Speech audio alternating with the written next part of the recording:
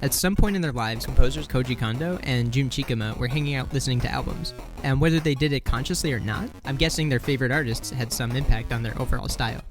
A style which has in turn dramatically influenced myself as well. I've already stumbled upon many funk fusion albums from the 70s and 80s, which clearly made an impact on composers from that era. And a rather large portion of the albums I've been researching seem to feature some of the most incredible album art I've ever seen. And I would love to curate a few of my favorites for you. Meet Masayoshi Takanaka. The sheer consistency with which this fusion guitarist put out genius album covers just blows my mind. Here he is casually skydiving and giving a thumbs up. Here's Takanaka in a very different situation. Here he is living his best life some more with the guitar. And okay, here's what I would really like to talk about today.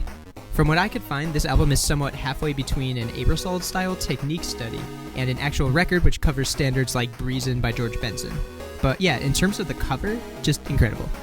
There's so many details here which make it what it is. His clothes, this strange blue liquid he's drinking, he even wrote a tune out on this chalkboard, with the chords. I really wanted to toss this into MIDI and have the jazz bots perform it, but it seems like there's enough of it blocked that I might just have to start guessing at a certain point.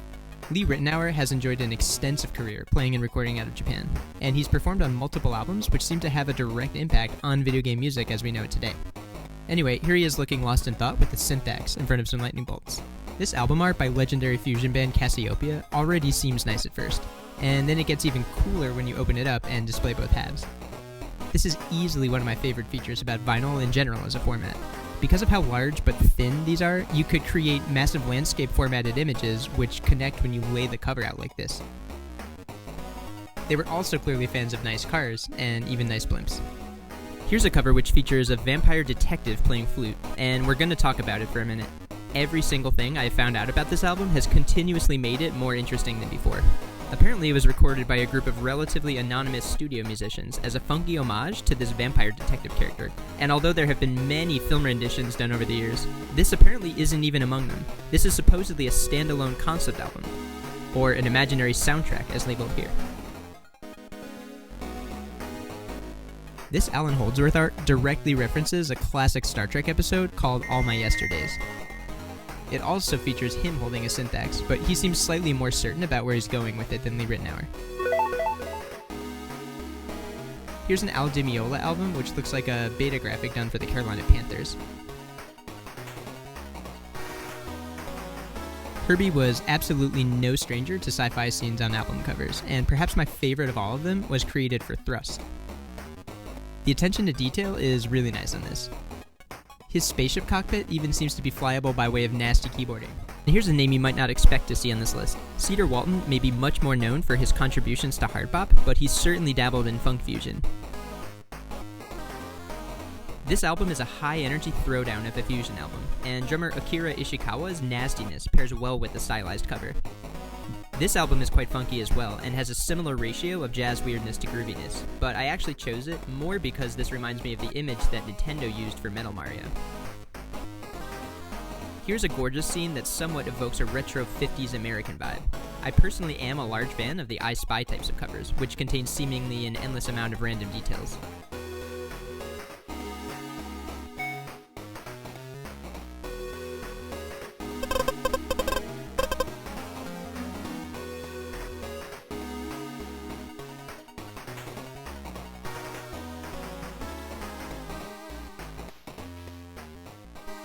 This Miles cover probably needs no introduction to many of you, but it definitely has a place on this list. Honestly, this may be my all-time favorite Miles cover. I don't want to overanalyze it and ruin the fun, but I will say I appreciate how abstract it is without necessarily using the most vibrant colors. And since he is just adjacent enough to all this, here are some Frank Zappa covers.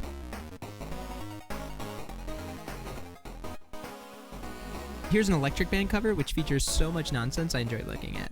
There's sort of an Eschery, warped scale and perspective vibe here, but it also just kind of features stick figures and funky colors. And I also happen to love the cover for their original album. It would be ridiculous of me not to step into the land of Zawinul and mention the various scenes of psychedelia featured throughout the Weather Reports catalog. Here are some notables.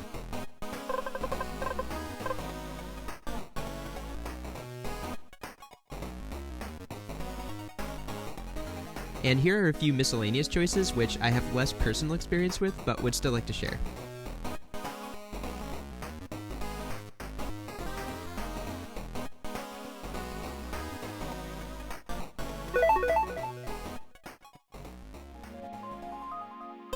Just a friendly reminder to check the description for a list of artist credits related to these album covers.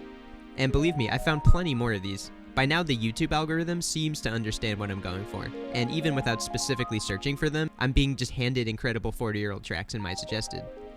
But if you like what you just saw, let me know and I can do another dive into the magical world of funk fusion artwork. I'd love to release another 8SMR video soon, because quite frankly, those are very relaxing.